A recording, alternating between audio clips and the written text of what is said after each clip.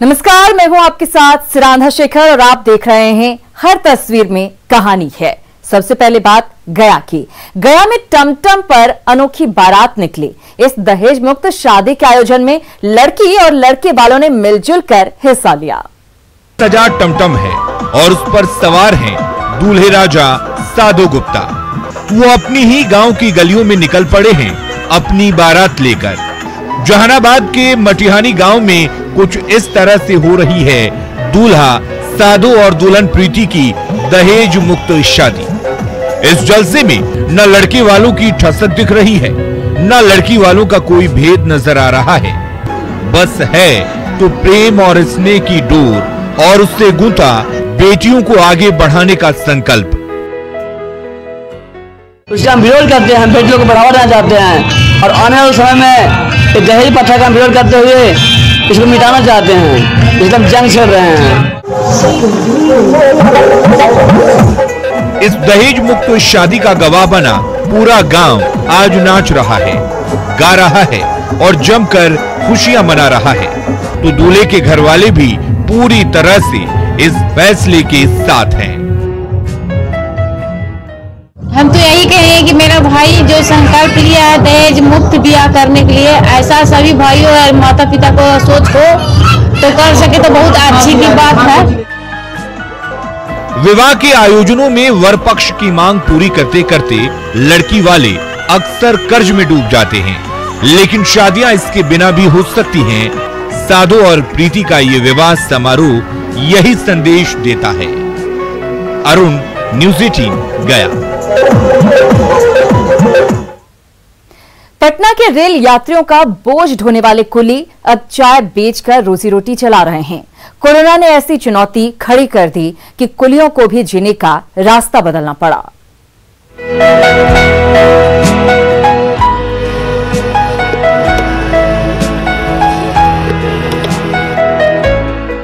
पटना में ठंड कुछ ज्यादा ही बढ़ गई है, तो रेलवे स्टेशन के ठीक बाहर कूलियों के स्टॉल में जलती अंगीठी के ऊपर चढ़ी चाय की केतली से भाप निकल रही है। लंबे सफर पर जाने वाले यात्री यहाँ चाय की गर्मा गर्म चुस्की लेते हैं और फिर ट्रेन पकड़ने रेलवे स्टेशन की ओर बढ़ चले जाते हैं। रेलवे स्टेशन में मुसाफिरों का बोझ ढोने वाले कुछ कूली ही इस टी स्टॉल को चलाते हैं।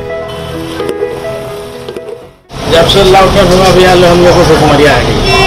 हम लोग काम चाहे पर टाइम निकाल देते हैं, काम करते हैं। प्लेटफार्म पर जब गाड़ी आती है तो प्लेटफार्म पर चल जाते हैं और नहीं रहा गाड़ी तो हम लोग चाय बेचते हैं।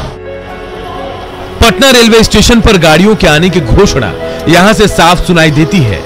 जैसे ही ट्रेन आने का पता चलता है, ये कुली दौड़े भागे स्टेशन जाते हैं, मुसाफिरों का बोझ ढोते हैं, तो बाकी समय टी स्टॉल पर ग्राहकों को चाय की प्यालियां परोसते हैं। लॉकडाउन हुआ है तो घर का परिस्थिति खराब होने के कारण रेल आती है, जाते हैं, फिर चलाते हैं। कोरोना काल में पटना रेलवे स्टेशन के इन कुलियों की जिंदगी बेपटरी हो गई थी, लेकिन चाय के इन प्यालियों ने इन कुलियों को एक बार फिर उम्मीदों की रेल पर सवार होने का मौका दे दिया है। रजनीश, न्यूज़ 18 पटना। अब आपको बताते हैं गूगल बॉय के बारे में। समस्तीपुर का गूगल बॉय अंकित अपनी प्रतिभा से सबको हैरान कर रहा है। उसे न सिर्फ पवित्र मंत्र कंठस्थ हैं, बल्कि कई मुश्किल सवालों के जवाब वो झट से दे डालता है।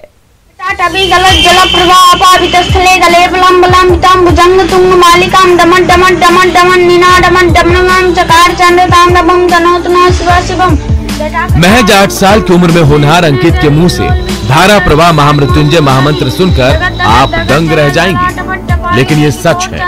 महज 4th क्लास में ही अंकित को न सिर्फ ये मंत्र कंठस्थ याद है,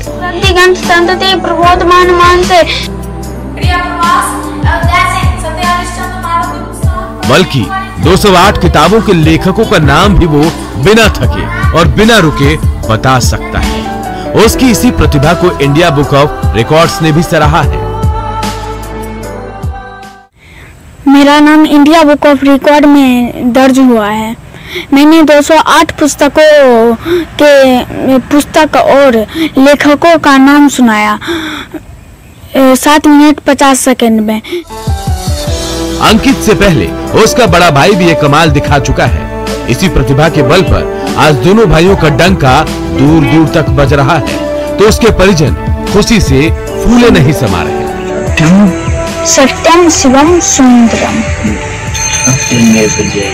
सत्यमेव जयते। मुझे बहुत खुशी है कि मेरे दोनों बेटे ने मेरा मान बढ़ाया है। मुझे ऐसी उम्मीद भी नहीं थी कि मेरा बेटा इतना आगे बढ़ेगा। मुझे बहुत इस दोनों पर गर्व है। कहते हैं होनहार बिरवान के होठ चिकने पार। इस छोटी सी उम्र में ही इन दोनों नन्हे भाइयों ने दिखा दिया कि वो किसी से कम नहीं। मुकेश, न्यूज़ 18 समस्तीपुर।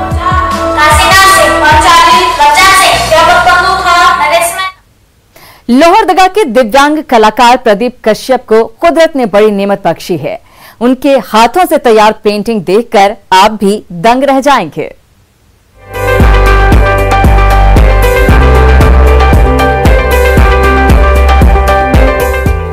लोहरदगा के दिव्यांग कलाकार प्रदीप कश्यप अपने पैरों पर बमुश्किल ही चल पाते हैं, तो दोनों हाथ भी उनका ठीक से साथ नहीं दे पाते, लेकिन अपने बुलंद हौसलों और कल्पना के बल पर वो ऐसी ऐसी तस्वीरों को आकार दे डालते हैं कि देखने वाला दांतों तले उंगली दबा लेने को मजबूर हो जाए।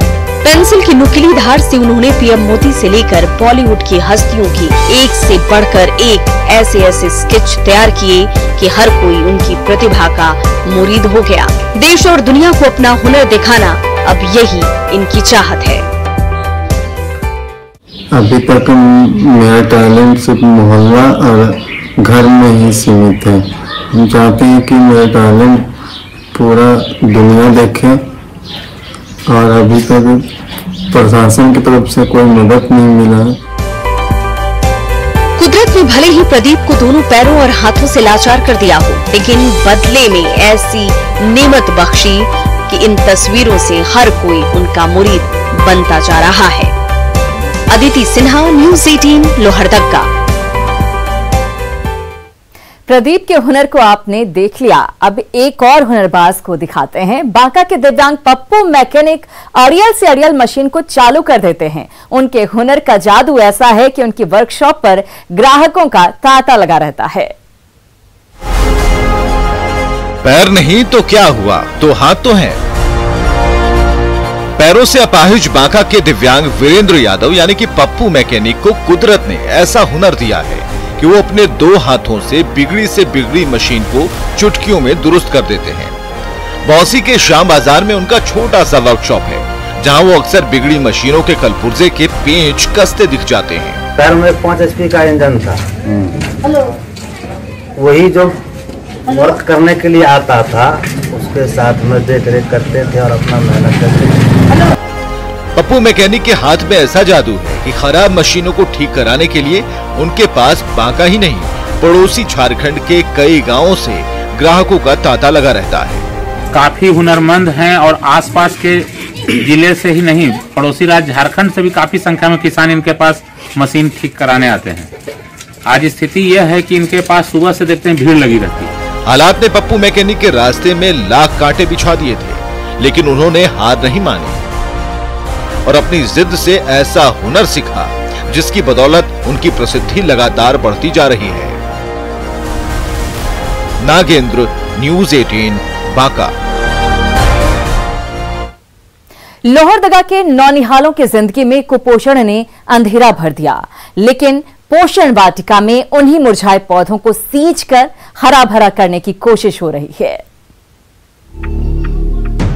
ये बच्चे भी खुलकर खिलखिलाना चाहते हैं, बड़े होकर सबकी आंखों का तारा बनना चाहते हैं, लेकिन कुपोषण के जहर ने इन मासूमों के चेहरे से खिलखिलाहट तो छीन ही ली है। अपने पैरों पर भी ठीक से खड़ा होने नहीं दे रहे हैं। दीदी बाड़ी योजना के जरिए चल रही इस पोषण वाटिका में कुपोषण की मार से करा रहे ऐसे ही नन्हे फरिश्तों को न सिर्फ सींचा जा रहा है, बल्कि फलने फूलने का पूरा मौका दिया जा रहा है। हम लोग 2 घंटा हम लोग फीडिंग देते हैं। एक TF होता है और एक F75 और F100। तो उसमें जो बच्चा को जैसा क्राइटेरिया, जैसा एडमिट वजन उस हिसाब से हम लोग फीडिंग देते हैं। 21वीं सदी के भारत में कुपोषण एक ऐसा बदनुमा दाग है जो लाख कोशिशों के बावजूद मिटने का नाम नहीं ले रहा। जाहिर है ये दाग तभी मिटेगा जब हम सब मिलकर न सिर्फ साझा प्रयास करेंगे बल्कि अपने नौनिहालों को खिलने का पूरा मौका देंगे। अदिति, न्यूज़ 18, देवघर। एक खूबसूरत तस्वीर आपने देखी, लेकिन गया के कुष्ठ आश्रम में न रहने का बेहतर इंतजाम है और न खाने की व्यवस्था। यहां रहने वाले कुष्ठ रोगी जानवरों की जिंदगी गुजारने को विवश हो गए हैं।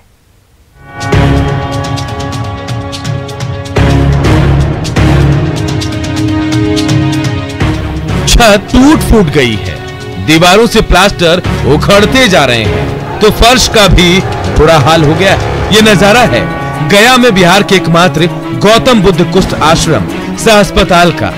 इन अंधेरों और जर्जर कमरों में दिन में भी ठीक से दिखाई नहीं देता, तो रात में क्या हाल होता होगा आप समझ सकते हैं। इसलिए कुष्ठ रोगियों ने बरामदे पर बसेरा बसा लिया, लेकिन सर्द हवा के थपेड़े यहाँ भी उन्हें जीने नहीं दे रहे।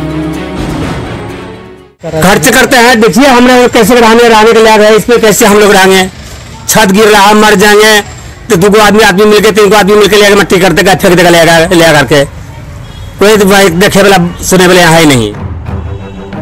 अपनों से ठुकराया कुष्ठ रोगियों को यहाँ सालों पहले सिर छुपाने के लिए छत दी गई थी, लेकिन उपेक्षा और बद इंतजामी ने ऐसा हाल कर दिया कि ये रोगी ऊपर वाले का नाम लेकर एक एक पल काट रहे हैं। मरीज लोग तो यहाँ रहना चाहता है, लेकिन मरीज के रहने के लिए कोई सुविधा नहीं है। न बेड रहने के मेरा बेड है, वार्ड टूटा फूटा वार्ड है, न शौचालय की व्यवस्था है, न पानी की व्यवस्था है। कुष्ठ रोगियों के कल्याण के नाम पर सरकार भले ही लंबी चौड़ी डींगे हाँक ले, लेकिन हकीकत यही है कि बिहार के सिकलौते कुष्ठ आश्रम में ये रोगी आज जानवरों से जिंदगी गुजारने को मजबूर है। एलन लिली, न्यूज़ 18, गया। लोहरदगा का एक गांव बंद दरवाजों का गांव बन गया है। यहां तमाम घरों के दरवाजों पर बड़े बड़े ताले लटके हुए हैं, तो आखिर कहां गए इन तालों के पीछे रहने वाले लोग?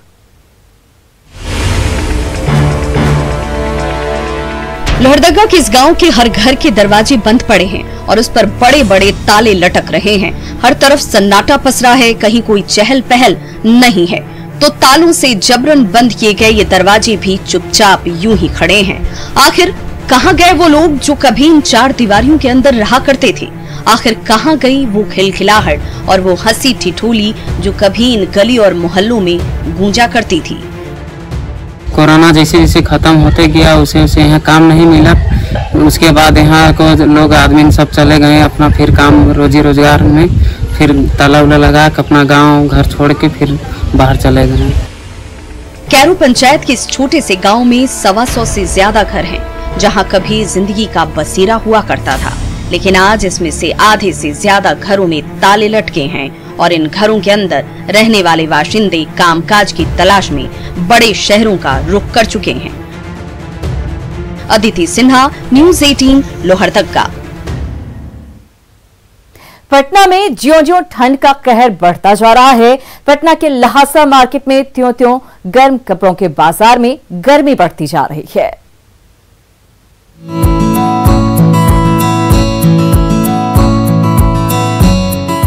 पटना में पारा लुढ़कता जा रहा है, तो लहासा मार्केट में सजे गर्म कपड़ों के बाजार में गर्मी बढ़ती जा रही है। जाइए, पसंद के स्वेटर उठाइए और ठंड को दूर भगाइए। इस मार्केट में क्या नहीं है। मैडम के लिए स्टाइलिश गाउन की पूरी रेंज है, तो डेनिम जैकेट्स का नीला समंदर भी है।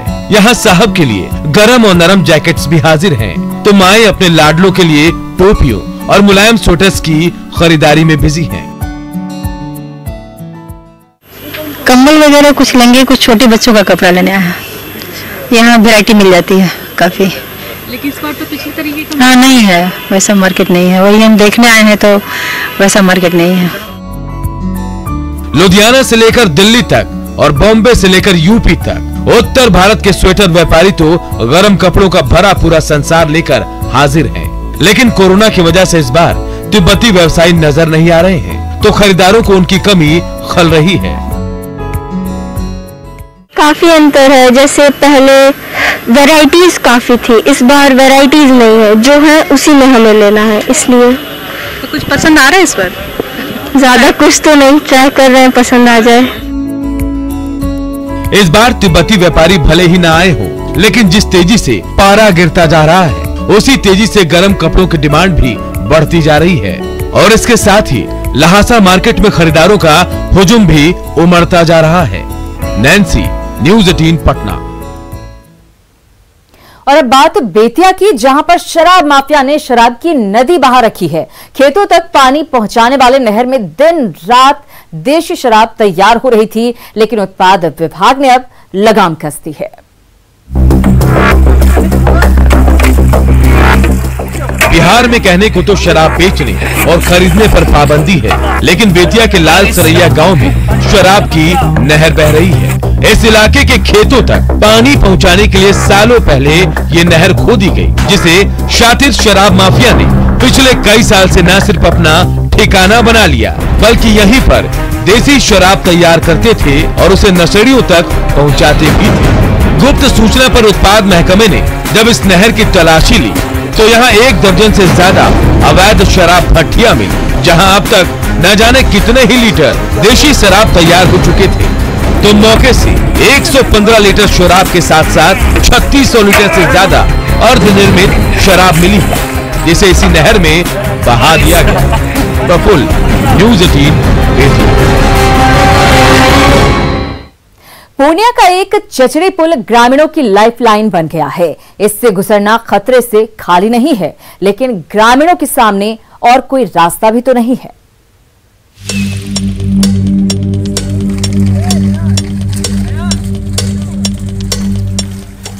सौरा नदी ने जोका जरमे गांव के बाशिंदों का रास्ता रोके रखा है, तो विकास की मुख्य धारा से जुड़ने के लिए इस गांव के बाशिंदों ने सौरा नदी के ऊपर बांस की चचड़ी पुल बना ली। अब यही चचड़े पुल आसपास के कई गांवों के लिए लाइफलाइन बन गई है। किसी को दवा खरीदने पूर्णिया जाना है, तो किसी को दिहाड़ी के लिए 10 रुपए चुकाइए और चचड़ी पुल से फर्राटा भरते हुए निकल जाए। ये हम आ रहे हैं चिमनी बाजार से। अच्छा, जाएंगे अभी चनका जाएंगे। तो यहाँ का बहुत स्थिति बहुत खराब है। चचड़ी पुल है, यहाँ पुल बनना चाहिए। मॉनसून में जब सौरा नदी उफान पर होती है, तो इस चचड़ी पुल से गुजरना और ज्यादा खतरनाक हो जाता है। लेकिन ये ग्रामीण करे भी तो क्या करे, इस पुल से गुजरने के सिवाय कोई रास्ता भी तो नहीं है। पुल नहीं ना बन रहा। यहाँ एक बार आया तो बोला न पहले रोड बनने दीजिए, उसके बाद पुल बनेगा। तो फिर हम लोग बोले कि ठीक है, पहले रोड बनाइए, उसके बाद पुल बनाइएगा। तो फिर जब रोड बन गया, बोला सामान आ रहा, सामान आते आते ही कहाँ फंस गया सामान अभी तक में। आजादी के सालों गुजर गए, लेकिन नेताजी पुल के नाम पर वादे ही करते रहे। जब ये वादे पूरे होंगे तब तक यही चचड़ी पुल पूर्णिया के इन बाशिंदों के लिए एकमात्र सहारा है। कुमार प्रवीण, न्यूज़ 18 पूर्णिया। नालंदा का ऐतिहासिक रुक्मिणी स्थान उपेक्षा का शिकार हो गया है। इसके गर्भ में सुनहरे अतीत के कई पन्ने दबे हुए हैं, लेकिन किसी के पास इसकी तह तक जाने की फुर्सत नहीं है।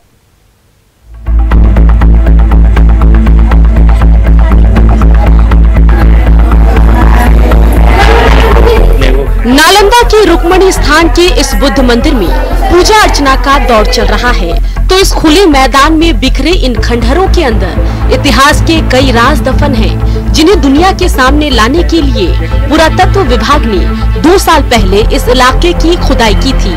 तब 2 प्राचीन कालीन प्रतिमाएं मिली थी, लेकिन इसके बाद से ना तो पुरातत्व विभाग और ना बिहार सरकार ने रुक्मिणी स्थान की कोई खोज खबर ली।